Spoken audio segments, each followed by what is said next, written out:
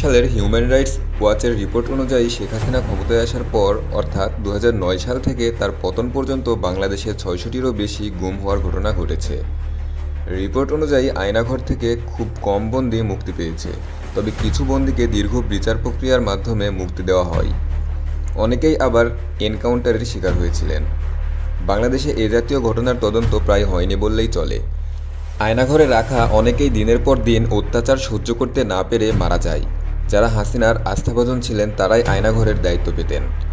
আয়নাঘরের বন্দীদের সঙ্গে তাদের পরিবারের সদস্যদের দেখা করা বা যোগাযোগের কোনো আইন ছিল না।